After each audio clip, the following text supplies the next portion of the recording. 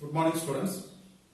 இன்னைக்கு நம்ம பார்க்கக்கூடிய டாபிக் என்ன அப்படின்னா ஒரு ஆப்ஜெக்ட் ஒரு சர்டன் ஹைட்ல இருந்து கீழே விழுகும் பொழுது அதனுடைய வெலாசிட்டி எப்படி இருக்கும், அதனுடைய டைம் அந்த கிரவுண்ட ரீச் பண்றதுக்கு டைம் எப்படி இருக்கும் அப்படிங்கறத பத்தி தான் நம்ம பார்க்க போறோம். So first equation of motion under gravity, கிராவிட்டினால அதுல நடக்கக்கூடிய மாற்றங்கள். சோ அதுல ரெண்டு கேஸ் இருக்கு. ஃபர்ஸ்ட் கேஸ் என்ன அப்படின்னா ஒரு சர்டன் ஹைட்ல இருந்து அந்த ஆப்ஜெக்ட்டை கீழே விழுவ வைக்கிறோம். இது ஃபர்ஸ்ட் கேஸ். செகண்ட் கேஸ்ல நம்ம தரையில இருந்து அந்த ஆப்ஜெக்ட் என்ன பண்றோம்னா த்ரோ பண்றோம். சோ அது தரையில இருந்து மேல வந்து திரும்பி கீழே ரீச் பண்ணுது. சோ அப்ப இந்த ரெண்டு கேஸ்ல அதனுடைய வெலாசிட்டி எப்படி இருக்கும் பிளஸ் அதனுடைய டைம், அத கிரவுண்ட ரீச் பண்றதுக்கு டைம் எப்படி இருக்கும் அப்படிங்கறத பத்தி தான் இப்போ நம்ம பார்க்க போறோம். சோ இந்த ஈக்குவேஷன் ஆஃப் மோஷன் லாஸ்ட் கிளாஸ்ல நம்ம பார்த்தோம். மூணு ஈக்குவேஷன் பார்த்தோம். அதாவது வெலாசிட்டிக்கும் டைமுக்கும் உள்ள ரிலேஷன், டிஸ்பிளேஸ்மென்ட்க்கும் டைமுக்கும் உள்ள ரிலேஷன், அந்த தேர்ட் ஒன்னு வெலாசிட்டிக்கும் டிஸ்பிளேஸ்மென்ட்க்கும் இடையில இருக்கக்கூடிய ரிலேஷன். இந்த மூணு இது ஈக்குவேஷனை நம்ம லாஸ்ட் கிளாஸ்ல பார்த்தோம்.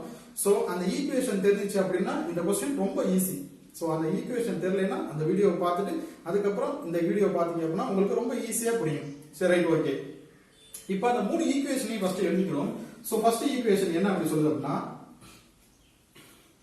v is equal u plus at. First equation. So second equation என்னது? s is equal ut plus of at squared. இதுதான் second equation. and third equation v squared is equal to u squared plus 2as. இதுதான் மூணு equation. So first உள்ளது வெலாசிட்டிக்கும் டைமுக்கும் relation, second உள்ளது டிஸ்பிளேஸ்மென்ட்க்கும் டைமுக்கும் உள்ள relation, and third ஒன்னு இந்த வெலாசிட்டிக்கும் டிஸ்பிளேஸ்மென்ட்க்கும் இடையில இருக்கக்கூடிய ரிலேஷன். இந்த மூணு ஈக்குவேஷனை வச்சு தான் இந்த ஃபர்ஸ்ட் கேஸை நம்ம இந்த ரெண்டு கேஸையுமே நம்ம இந்த மூணு ஈக்குவேஷன் வச்சு தான் டிரைவ் பண்ண போறோம். இப்ப மூணு ஈக்குவேஷன் எழுதியாச்சு. இப்ப இங்க கேஸ்க்கு வரும். a body falling from a height h. ஒரு ஆப்ஜெக்ட், இது ஒரு ஆப்ஜெக்ட் ஒரு பர்టిక్యులர் ஹைட்ல இருந்து கீழே விழுகுது. அப்படியே அத நம்ம எழுதிக்கலாம். இப்போ ஃபர்ஸ்ட் ஒரு டிராயிங் போட்டுறோம். ஒரு பில்டிங் மேல நீங்க நிக்கிறீங்க. அங்க இருந்து ஒரு ஆப்ஜெக்ட் என்ன பண்றீங்க? கீழே த்ரோ பண்றீங்க. சோ அந்த ஆப்ஜெக்ட் என்ன பண்ணும்? கீழே விழுகும். அந்த ஹைட்ல கீழே வந்து என்ன ஆகும்? கடைசியா கிரவுண்ட ரீச் பண்ணிரும். சோ இந்த டோட்டல் ஹைட்ட நம்ம எப்படி வச்சுக்கிறோம் அப்படினா y அப்படினு வச்சுக்கிறோம். இந்த டோட்டல் ஹைட்ட y அப்படினு வச்சுக்கலாம். சோ இப்படி கீழே விழுகும் பொழுது நல்லா கொஞ்சம் அந்த ஆப்ஜெக்ட் கீழே விழுகும் பொழுது ஒரு லீனியர் மோஷன்ல தான் விழுகுது, ஒரு ஸ்ட்ரெயிட் லைன்ல தான் விழுகுது. சோ நம்ம component x axis, y axis, z axis component பார்த்துப்போம். x y z. நல்லா பாத்தீங்கன்னா இந்த ஆப்ஜெக்ட் இந்த y ஆக்சிஸ் ஸ்ட்ரெயிட்டா லீனியர் மோஷன்ல தான் விழுகுது.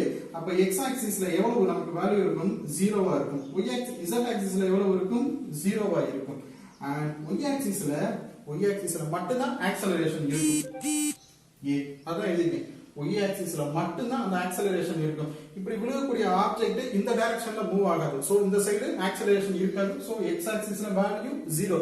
சேம் டைம் ஒரு கிராஸ்ல அதனுடைய வேல்யூ z ஆக்சிஸ்லயும் அதுல ஆக்சலரேஷன் இருக்காது. So z axis 0.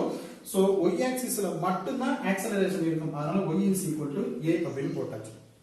the same time இந்த ஆக்சலரேஷன் எப்படி இருக்கும் அப்படினு பாத்தீங்கன்னா இது கிராவிட்டினால தான் கீழே விழுகுது. நம்ம கீழ இருந்து ஒரு ஆப்ஜெக்ட்ட மேல தூக்கி வீசல, பட் மேல இருந்து அந்த ஆப்ஜெக்ட் தானா கீழே விழுகுது. அப்ப கிராவிட்டி ஃபோர்ஸ்னால தான் அது என்ன பண்ணுது? கீழே விழுகுது. அப்ப acceleration is equal to g. இது புரிஞ்சிருக்கும். a is equal to g எப்படி வந்துச்சுன்னு. இந்த ஆக்சலரேஷன் வந்து அந்த கிராவிட்டினால தான் நடக்குது. So acceleration is equal to g. அதே சமயம் இந்த டிஸ்பிளேஸ்மென்ட், இந்த டிஸ்டன்ஸ் நம்ம என்ன சொல்லலாம்? Displacement s is equal to y அப்படினு சொல்லலாம். சரிங்களா? இது ரெண்டு எழுதியாச்சு. இப்போ இந்த ஃபர்ஸ்ட் ஈக்குவேஷன் எடுத்துக்கலாம். சோ ஃபர்ஸ்ட் ஈக்குவேஷன்ல v is equal to ut plus at. So v is equal u plus at. இங்க பாத்தீங்க அப்படின்னா a யினுடைய வேல்யூ என்னது? g. அப்ப v is equal u plus gt. அவ்வளவுதான். செகண்ட் ஈக்குவேஷன்ல s is equal ut plus of at square. இங்க s னா என்னது? டிஸ்பிளேஸ்மென்ட். எவ்வளவு தூரத்தை கிராஸ் பண்ணுது? y டிஸ்டன்ஸ் கிராஸ் பண்ணுது. அப்ப இங்க s க்கு பதிலா y is equal ut plus of a யினுடைய வேல்யூ என்னது? g. so g t square. ரைட்டா? and third equationல பாத்தீங்க அப்படினா v square is equal u square plus 2as. So same இந்த ரெண்டு ஈக்குவேஷன்ல என்ன பண்ணோமோ அதே தான் இதுலயும் பண்ண போறோம். So v squared is equal u squared plus 2 acceleration என்னது gravity. So gravity displacement எவ்வளவு y. So y. அவ்வளவுதான். இது மூணு எழுதியாச்சு. இப்ப இனிஷியலா இத கீழ விடுறதுக்கு முன்னாடி இனிஷியல் வெலாசிட்டி எவ்வளவு இருக்கும்? 0வா இருக்கும். இனிஷியல் அதோட வெலாசிட்டி எவ்வளவு இங்க இருக்கு. இப்போ இதோட வெலாசிட்டி என்னது? 0. இத விட்டதுக்கு அப்புறம் தான் வெலாசிட்டி இன்கிரீஸ் ஆகும். அப்ப initial velocity u is equal 0. Initial velocity 0. So இந்த u னுடைய வேல்யூ அதாவது இனிஷியல் வெலாசிட்டி வேல்யூவை இந்த மேல இருக்கக்கூடிய ஈக்குவேஷன்ல சப்ஸ்டிட்யூட் பண்ணோம்னா நமக்கு என்ன கிடைக்கும்? v is equal u value 0. So 0 plus gt னா v is equal gt. இது ஃபர்ஸ்ட். செகண்ட் பாத்தீங்கன்னா y is equal ut plus half gt square. u value 0. So y is equal the total term 0 ஆயிரும். ஏனா 0 into 0 ஓட எதை multiply பண்ணாலும் 0 தான் கிடைக்கும். plus half gt square. இது ஈக்குவேஷன். y is equal இந்த term 0 ஆயிடுது. So 0 plus இங்க half gt square. half gt square or y is equal half gt square. அவ்வளவுதான். இப்ப தேர்ட் உள்ளத எழுதிறோம் v squared. இங்க u னுடைய வேல்யூ ஆனது 0. So v squared is equal to 0 square plus 2gy. So v squared is equal to 2gy. இப்போ velocity initial velocity 0 னா அதனுடைய value என்ன அப்படினு கால்குலேட் பண்ணியாச்சு. தேர்ட் இப்போ இந்த ஆப்ஜெக்ட் இவ்வளவு உயரத்துல இருக்கு. சரிங்களா? இது டைம் அதாவது இந்த கிரவுண்ட ரீச் பண்றதுக்கு ஒரு பர்టిక్యులர் டைம் எடுத்துக்கணும். சப்போஸ் நான் ஹைட் இன்கிரீஸ் பண்றேன் அப்படினா இந்த டைம் என்ன ஆகும்? இன்கிரீஸ் ஆகும். டைம் இன்கிரீஸ் ஆனா velocityயும் இன்கிரீஸ் ஆகும். சோ உங்களுக்கு டைம் இன்கிரீஸ் ஆனா velocity also increase. அதான் போட்டுருக்கோம். டைம் இன்கிரீஸ் ஆனா velocity increase ஆகும். சோ இப்போ நான் என்ன பண்ண போறேன்னா டைம் கால்குலேட் பண்ண போறேன். அதனுடைய டைம் கால்குலேட் பண்ணுவோம். சோ டைம் கால்குலேட் பண்றதுக்கு இந்த செகண்ட் ஈக்குவேஷன் இருக்கு பாருங்க. இதுல இந்த செகண்ட் ஈக்குவேஷன் இருக்கு பாருங்க. y is equal to ut plus half gt square இருக்குல. இதுல இனிஷியல் வெலாசிட்டி 0 னு போட்டாச்சு. போட்டா நமக்கு என்ன கிடைக்குது? y is equal to half gt square னு கிடைச்சிருச்சு. நான் என்ன பண்ணனா இந்த டைம் t அப்படினு மென்ஷன் பண்ணிக்கிறேன். ஏன்னா இப்ப டைம் இன்கிரீஸ் பண்றோம். சோ இந்த t க்கு பதிலா t சப்ஸ்டிட்யூட் பண்ணுவோம். இங்க என்ன கிடைக்கும்? y is equal half g capital letter d square. So நமக்கு டைம் தான் தேவை. பேலன்ஸ் உள்ளத இந்த பக்கம் கொண்டு வரலாம். அப்ப என்ன வரும்? 2y divided by g is equal t square or t is equal to 2y divided by g root. Right. ஒரு ஆப்ஜெக்ட் ஒரு பர்టిక్యులர் ஹைட்ல இருந்து கீழ விழுகுது அப்படினா அது எந்த டைம்ல அந்த கிரவுண்ட ரீச் பண்ணும் அப்படினு கேட்டாங்க அப்படினா நமக்கு அது எவ்வளவு அந்த பில்டிங்கினுடைய ஹைட் பிளஸ் கிராவிட்டி நமக்கு தெரியும் 9.8. இது ரெண்டையும் சப்ஸ்டிட்யூட் பண்ணாலே அந்த ஆப்ஜெக்ட் அதை ரீச் பண்றதுக்கு எவ்வளவு டைம் எடுத்துக்கிறோம் அப்படின்னு தெரியும். ஃபார் எக்ஸாம்பிள் ஒரு 10 மீட்டர் உள்ள ஒரு பில்டிங்ல இருந்து ஒரு ஆப்ஜெக்ட்டை கீழே போடுறீங்க. எந்த டைம்ல அந்த ஆப்ஜெக்ட் அந்த கிரவுண்ட ரீச் பண்ணும் அப்படின்னா ஈஸி நமக்கு டிஸ்பிளேஸ்மென்ட் 10 மீட்டர் தெரியும். அப்ப t is equal to root of 2 into 10 divided by g னுடைய வேல்யூ 9.8. சோ எல்லா வேல்யூயும் கால்குலேட் பண்ணா நமக்கு அந்த டைம் அக்யூரேட் வேல்யூ நமக்கு தெரிஞ்சிரும். சோ t கால்குலேட் பண்ணியாச்சு. சோ நெக்ஸ்ட் என்ன பண்ண போறோம்னா velocity கால்குலேட் பண்ண போறோம். சோ டைம் கால்குலேட் பண்ணியாச்சு. நெக்ஸ்ட் velocity கால்குலேட் பண்ணுவோம். இந்த ஈக்குவேஷன் பாருங்க. இந்த equation v square is equal to gy velocity. நமக்கு தேவையானது velocity தானே தேவை.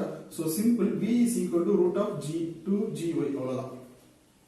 இப்போ எனக்கு velocity தேவை. அந்த ஆப்ஜெக்ட் கீழ விழுகக்கூடிய velocity தேவை அப்படினா உனக்கு ஆல்ரெடி நம்ம இங்க சொல்லியிருக்கோம் ஹைட் 10 மீட்டர் சொல்லிருக்கோம். g வேல்யூ சப்ஸ்டிட்யூட் பண்ணோம்னா நமக்கு velocity தெரிஞ்சிருக்கு. எந்த velocityல அந்த ஆப்ஜெக்ட் அந்த கிரவுண்ட ரீச் பண்ணுது அப்படிங்கிறது ஈஸியா நமக்கு தெரிஞ்சு போயிடும். ஒரு ஆப்ஜெக்ட் ஃப்ரீயா ஒரு எந்த ஆப்ஜெக்ட் எந்த டிஸ்டர்பன்ஸும் இல்லாம ஒரு பில்டிங்ல இருந்து இல்ல ஒரு சர்டன் ஹைட்ல இருந்து கீழே விழுகுது அப்படின்னா அந்த ஆப்ஜெக்டினுடைய டைம் பிளஸ் அந்த ஆப்ஜெக்ட் கிரவுண்ட ரீச் பண்றதுக்கு எவ்வளவு டைம் எடுத்துக்கிறோம் பிளஸ் அதனுடைய வெலாசிட்டியை நம்ம கால்குலேட் பண்ணியாச்சு. இது first case. a body falling from a height catch. இது ஃபர்ஸ்ட் கேஸ்.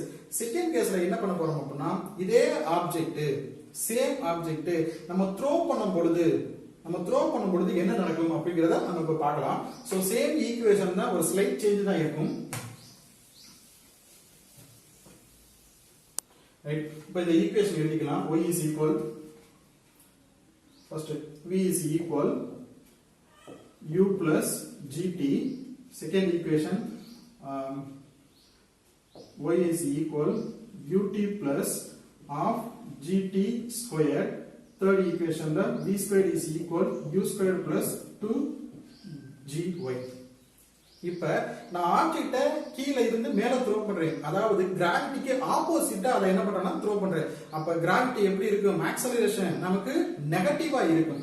அதாவது இந்த g இருக்கு பாருங்களா, இந்த g நமக்கு ஆப்போசிட்டா இருக்கும். அப்ப first equation v is equal u, நம்ம என்ன பண்ணா மைனஸ் g போடணும். சோ பிளஸ் போட்டு மைனஸ் gt போட்டீங்கன்னா உங்களுக்கு வேல்யூ என்ன கிடைக்கும்? u minus gt கிடைக்கும்.